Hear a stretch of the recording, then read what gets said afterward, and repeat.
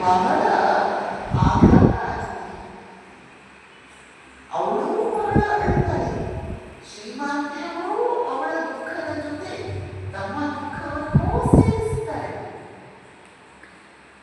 ಶ್ರೀಮಾತೆಯವರು ಉಳಿದುಕೊಂಡಿದ್ದ ಆ ಬೃಂದಾವನ ಕ್ಷೇತ್ರ ಇದೆಯಲ್ಲ, ಅದು ಶ್ರೀ ಕೃಷ್ಣನ ದಿವ್ಯ ಲೀಲೆಯನ್ನು ಆಡಿದಂತಹ ಧಾಮ.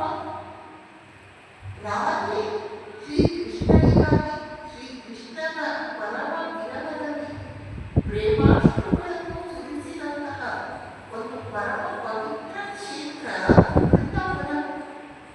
ನಮ್ಮ ಭಾರತದಲ್ಲಿ ತೀರ್ಥಕ್ಷೇತ್ರಗಳಲ್ಲಿ ವೃಂದಾವನಕ್ಕೆ ಒಂದು ಮಹತ್ವಪೂರ್ಣ ಸ್ಥಾನ ಇದೆ.